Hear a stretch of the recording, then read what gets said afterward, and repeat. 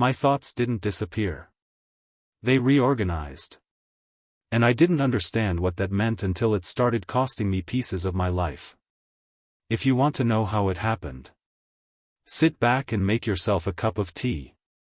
I need to start with the part that makes people uncomfortable, because if I dress it up too much it sounds like a movie, and my life is not a movie. My mind doesn't feel like one voice. It feels like a small committee with a shared calendar. I don't mean possessed, I don't mean special, and I definitely don't mean excused. I mean that for a long time, my thoughts arrived with different tones, different priorities, and sometimes different handwriting. The unsettling part wasn't that it existed. The unsettling part was how long I lived with it before I understood what it was. The first time I said it out loud, it came out wrong. I was 27, sitting in my car in a grocery store parking lot, staring at a text message thread I didn't remember having. The messages were from my number. The jokes were in my style. The emojis were ones I used. The problem was I could not remember typing any of it. My hands were on the steering wheel and I kept whispering, "That's me. That's me. That's me," like repeating it would stitch the missing parts back in. Inside, someone said calmly, "Breathe. We're safe." Another voice, sharper, suspicious, added, "Check the timestamps. Don't assume. Verify." And then another, low and tired, said, "Please stop. You're making it worse." That was my first real plot twist. I wasn't just forgetting things. I was getting commentary about the forgetting while it happened. If you're already thinking, "That sounds like voices," you're not wrong. But I need to be careful with the word, because I didn't hear booming external voices telling me to do things. It was internal. It felt like parts of my own mind speaking with different angles. It felt like having internal co-workers, except the office was my skull and I could never clock out. For years I explained it away as stress. Everyone forgets. Everyone overthinks. Everyone has conflicting thoughts. I repeated those lines until they sounded convincing even to me.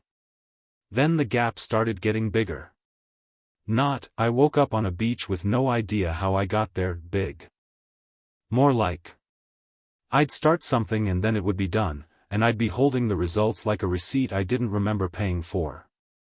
I'd open my laptop and see a perfectly drafted email sent to my boss, and my stomach would drop because I didn't remember writing it. It wasn't a bad email. That made it worse. If it had been messy, I could blame exhaustion. But it was polished. It had bullet points. It had a polite closing line. It sounded like me on a very good day. Except I had no memory of that day. I started compensating without calling it compensation. I became the guy who loved planning. I kept a notebook everywhere. I set reminders for reminders. I wrote down conversations right after they happened like I was studying for an exam on my own life. I told myself I was just organized. I wasn't organized. I was afraid. One morning at work, my coworker Maya leaned into my cubicle and said, "Hey, thanks for covering that client call yesterday. You saved me." I looked up from my screen. "What client call?" She laughed. "The one at 4. You were so calm." I was impressed. I tried to keep my face neutral, like I was joking. "Oh, right. That one." But my hands went cold. I checked my calendar. There it was, client sync, 4 p.m. I clicked the meeting notes. They were thorough. Action items. Follow-up tasks assigned. A summary that sounded like someone who had been fully present. I wasn't. The rest of the day passed in a blur of pretending. When I got home, I sat on my couch with my laptop open and my notebook on my knees, and I flipped through pages like I was looking for evidence I'd been alive. I found my handwriting from yesterday. Call went well. They're nervous about timeline. Reassure. Send updated plan. My handwriting. My words. My memory, blank. Inside, the calm voice said, "We handled it." The suspicious voice snapped back, "That's not the point." And the tired one, always the one that sounded like it had been carrying something heavy, said, "If we don't rest, this will keep happening." I said out loud, to an empty apartment, "Who are you?" No one answered in a way I could quote. But I felt something shift, like my mind had been waiting for me to ask the question seriously. I didn't tell anyone. Not then. I was terrified of what they'd think. I was also terrified of what it meant. I searched online late at night with the brightness turned down, typing things I couldn't bring myself to say to a person, memory gaps but still functioning, internal voices not external, feels like different versions of me, no blackout but missing parts.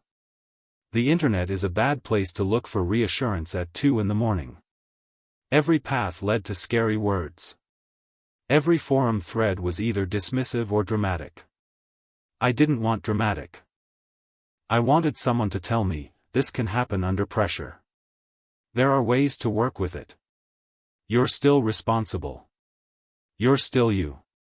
Instead, I got spirals. So I closed my laptop and tried to sleep. That's when I started noticing the pattern. The gaps happen most when I was under stress, especially social stress. Meetings. Conflict. Deadlines. Anything with stakes. My mind didn't break during those moments. It reorganized. And I think that's why I ended up with so many internal parts. Because my childhood was one long lesson in reorganizing. Here's the second plot twist. When people hear 7 alter egos, they imagine some dramatic origin story. The truth is slower and more boring, which makes it more believable and also harder to explain. I grew up in a house where everything looked normal from the outside. My dad worked. My mom kept the house running. We weren't wealthy, but we were stable. The stability was mostly an illusion. My father wasn't cruel. He wasn't violent. He was unpredictable in a way that made everyone else become weather forecasters. You learned to read the air when he walked into a room. You learned to choose words carefully. You learned to be useful. My mother responded by withdrawing. She wasn't cold. She was overwhelmed. She handled stress by becoming quiet and busy. If something emotional happened, she'd do laundry. She'd clean the kitchen. She'd reorganize a closet. She didn't teach us to talk about feelings. She taught us to tidy around them. I was the oldest. I became the stabilizer without anyone asking me. When I was 7, my dad had a health scare. I remember my mom on the phone, voice tight, saying, "Yes, yes, I understand." I remember my little sister asking, "Is Dad dying?" And I remember hearing myself say, very calmly, "No, he's not dying. We're fine. Go watch your show." I was 7 and I said, "We're fine," like I was signing a form. Later, when I tried to remember that day, I couldn't remember being scared. I could remember the facts. I could remember the actions. The feeling was missing. The feeling had been stored somewhere else. That's where this started. My mind learned to separate tasks. Someone handled logistics. Someone handled emotions. Someone handled social strategy. Someone handled reality checks. Someone kept curiosity alive so I didn't turn into a robot. They didn't form because I wanted to be interesting. They formed because pressure kept showing up, and my mind learned to meet it with structure. In my late 20s, the structure started operating without my consent. That was the third plot twist. It wasn't that the parts existed. It was that they'd become too automatic. They would take the lead when stress hit, and I would come back to the steering wheel with the car already parked. I remember a particularly bad week at work when a project went sideways. My manager called me into his office and said, "We need you to fix this. You're the only one who can." I smiled, nodded, and said, absolutely. I'll handle it. Then I left the office and realized I couldn't remember half of what he'd said. Not because it was complicated. Because I wasn't the one listening. Someone else had stepped forward, taken the information, and handled the social exchange. In the hallway, the suspicious voice said, "This is not sustainable." The calm one replied, "It's necessary." And the tired one said, "We're fading around the edges." That night I opened my notebook and found a page I didn't remember writing. "You can't keep disappearing. We need help." I stared at that line for a long time. My handwriting looked like mine, but the bluntness felt unfamiliar. It felt like someone inside me had finally gotten tired of my denial. So I made an appointment with a psychotherapist. I told myself it was for stress management. That felt safer than saying, "Sometimes I forget parts of my life and I have internal voices that sound like different versions of me." The first session was polite. Dr. Harris was calm, middle-aged, with a kind face that didn't try too hard. Her office smelled faintly of tea and something like cedar. She asked about my job, my sleep, my family. I gave her the clean version. The second session, she asked, "Do you ever feel disconnected from your actions?" My throat tightened. I said, "Sometimes I feel like I run on autopilot." She nodded. "A lot of people do when they're stressed." "Not like this," I said. She didn't pounce. She just said, "Tell me what like this means for you." So I told her one story. The client call. The missing memory. The notes. The fear. She listened, then asked something that felt like she'd been holding it carefully behind her teeth. "When those gaps happen, do you have any sense of what's happening inside? Any internal dialogue?" I hesitated. My instinct was to lie. Instead, I said, "Yes." "What's it like?" I stared at my hands. "It's like, different parts of me comment. Some are calm. Some are cautious. Some are tired. It's internal. Not external. But it feels like more than one tone." She nodded slowly. "Do you ever feel like those parts take over in a way you don't choose?" That question hit me so hard I almost laughed. Not because it was funny. Because it was accurate. "Yes," I admitted. "Sometimes I'll realize afterward that I handled something well, but I can't remember handling it. It feels like someone else stepped in." She leaned forward slightly. "And when you realize afterward, do you feel frightened? Angry? Relieved?" "All of the above," I said. "Mostly frightened." She paused, then said, "I'm going to ask something, and you can tell me if it doesn't fit. Does it feel like your mind learned to divide responsibilities over time?" I swallowed. "Yes." "Not because you wanted to," she added. "Because it had to." That was the first moment in therapy where I felt something loosen in my chest. Not because I was cured. Because someone finally said what I had never been able to say without sounding dramatic. Over the next few months, we mapped them. Not as mystical entities. As internal roles. I gave them names because names helped me track patterns. Dr. Harris didn't suggest names. She just asked questions, and I answered in the only language that made sense. Caleb was the organizer. He handled structure, planning, deadlines, and logistics. He sounded calm and practical, like a project manager who never panics. Ethan was the protector. Not violent. Not aggressive. Boundary-focused. He monitored risk, manipulation, and emotional safety. He was the part that said, "No," when I was about to overextend. Lucas was the social translator. He read tone and intention. He knew how to respond smoothly. He was the part that made people say, "You're easy to talk to," even when I felt like a bundle of wires inside. Marcus was the reality checker. He dealt in facts. He challenged catastrophizing. When anxiety tried to convince me one mistake meant ruin, Marcus said, evidence. Oliver was the creative explorer. Curiosity. Humor. Imagination. The part of me that made life feel like more than duty. Noah was the emotional processor. Quiet. Deep.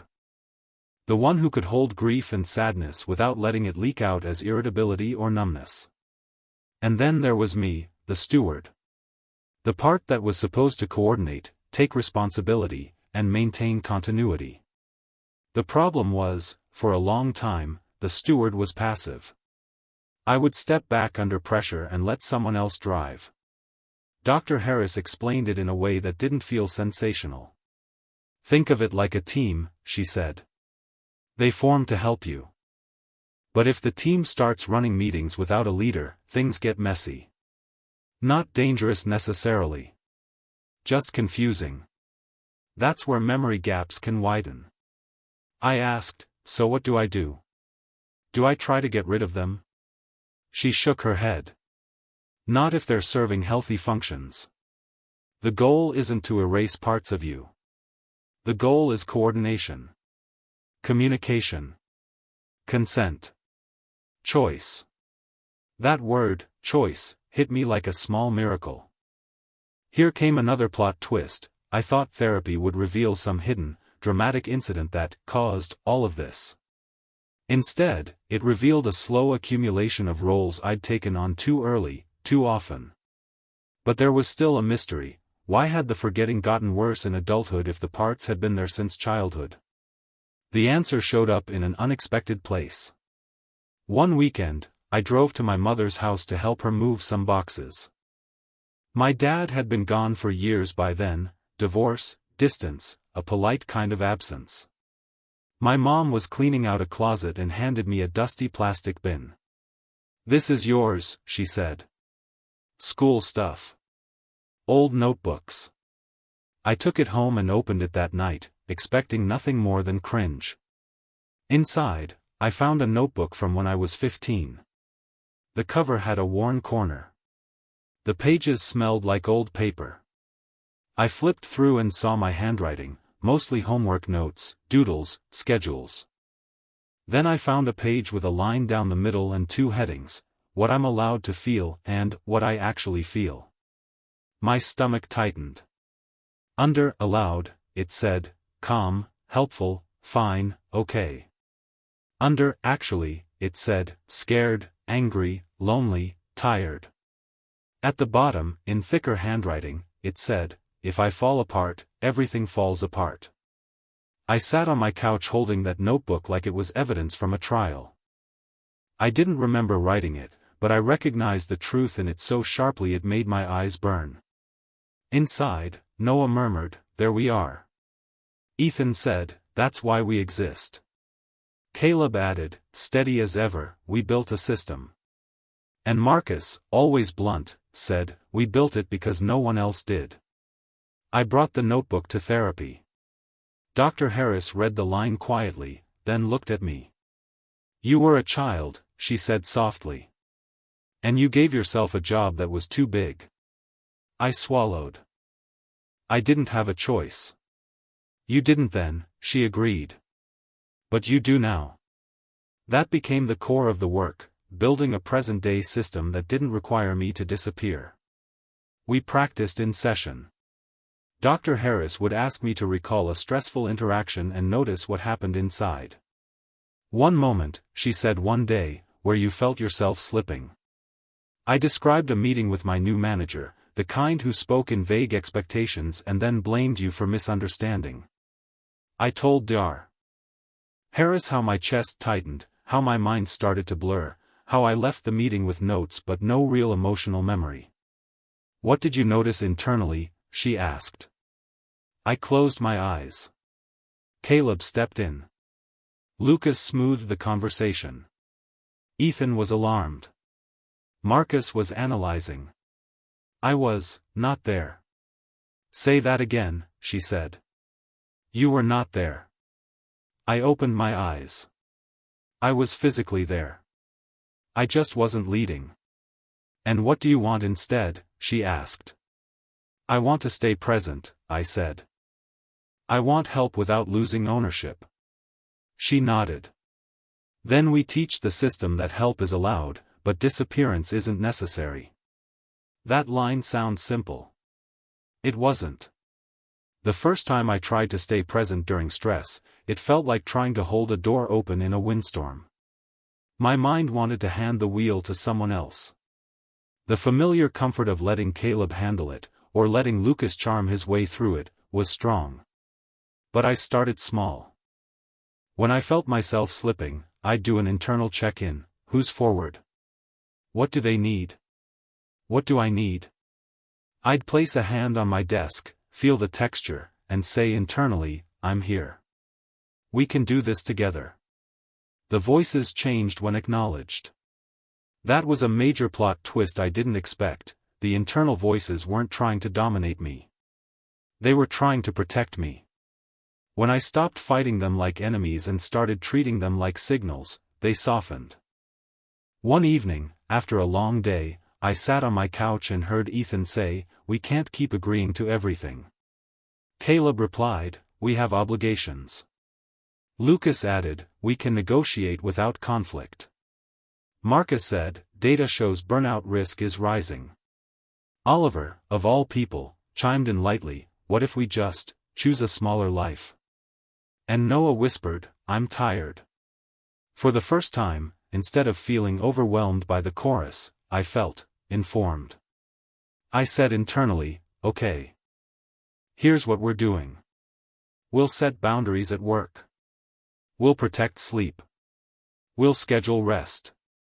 And we'll let Noah have space to feel without punishment." There was a pause, like a room going quiet after the leader speaks. Then Caleb said, "Accepted." Ethan said, "Good." Lucas said, "I can handle the conversation." Marcus said, "Logical." Oliver said, "Finally." Noah didn't speak, but I felt something like relief.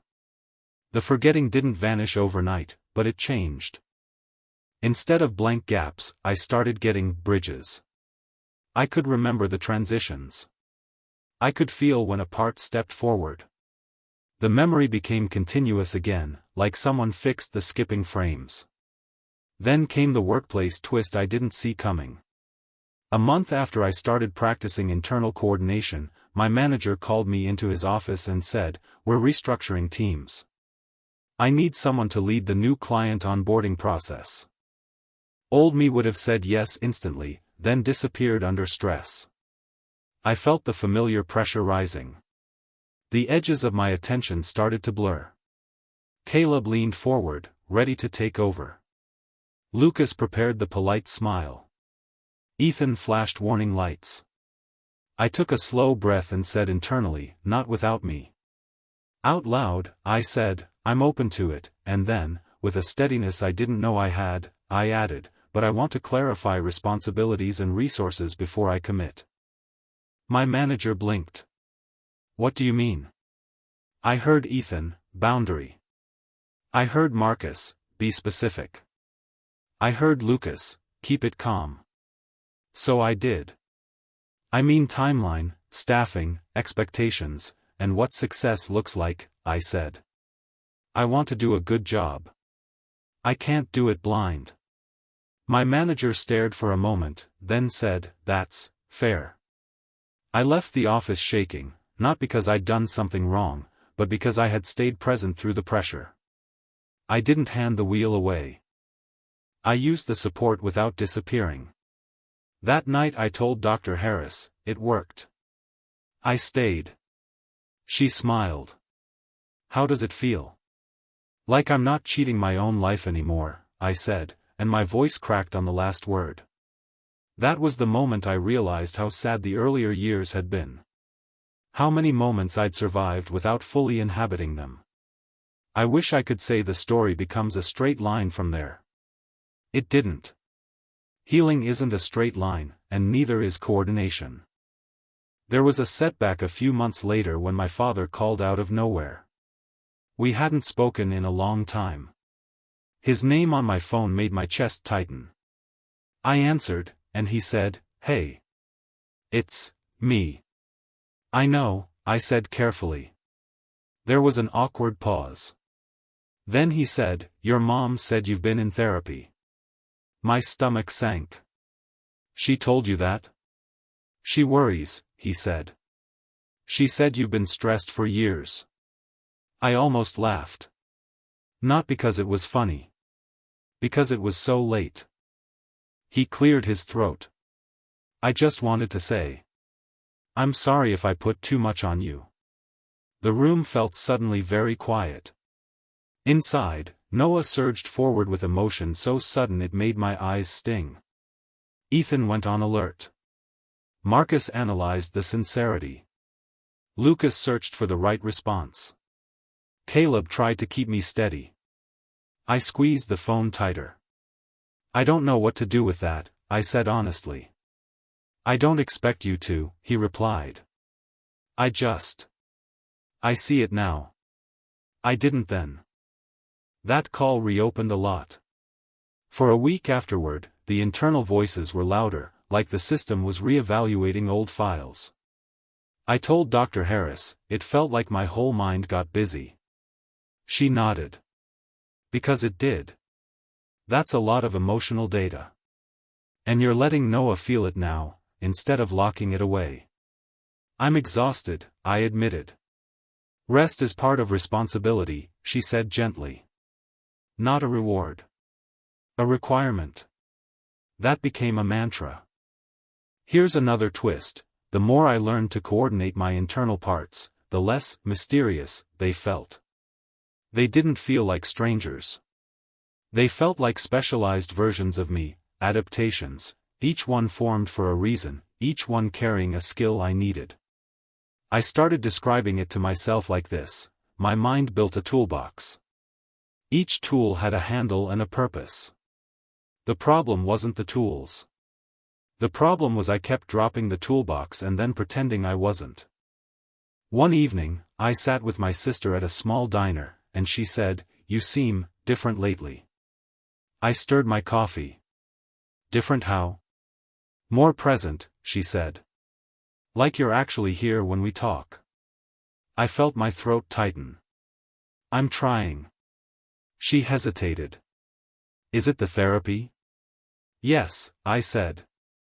Then, because I was tired of hiding, I added, "and I think I finally understand something about my mind." She watched me carefully. "Okay." I took a breath. "I have internal parts. 7 of them. They formed over time. They helped me cope. But I used to disappear behind them sometimes." My sister didn't laugh. She didn't panic. She just said, "Is that why you used to repeat stories?" I blinked. "You noticed that?" She gave me a small, sad smile. "Yeah. I thought you were just distracted. Or lonely." I looked down at my hands. I was both. She reached across the table and squeezed my wrist. "Are you okay now?" I could have given her a simple answer. Instead, I gave her the honest one. "I'm better," I said. "I'm learning. The voices are quieter. The forgetting is less. And I'm responsible for what I do, always. I'm just not alone in my head." She nodded slowly. "That makes sense," she said, like she'd been carrying her own version of a question for years. Then she said something that surprised me. "You know, I always thought you had different modes. Like sometimes you were the calm big brother, and sometimes you were somewhere else. Not gone. Just distant." I swallowed. I didn't know how to be one thing. She squeezed my wrist again. "Maybe you didn't have to be." That conversation stayed with me. Over time, the internal voices became less like interruptions and more like advisors. I learned to set internal boundaries the same way you set external ones. For example, at work, Caleb and Marcus get more space. At home, Noah and Oliver get room to breathe. Lucas helps with social stuff, but he doesn't run my life. Ethan's warnings are heard, but he doesn't get to shut the world down. And the steward, me, stays in the chair. Dr. Harris put it bluntly one day. You're not trying to control them like enemies. You're learning to lead yourself. I asked her, is it normal to hear them? She tilted her head. Some people experience internal parts as sensations, impulses, emotions. Some experience them as internal voices. What matters is your relationship to them. Do they support you? Do you remain oriented? Do you remain accountable? Yes, I said. Yes to all of that. Then keep building cooperation, she said. And keep your life grounded. Grounded became another theme. I built routines that supported the system: sleep, exercise, predictable meals, limited caffeine, scheduled downtime.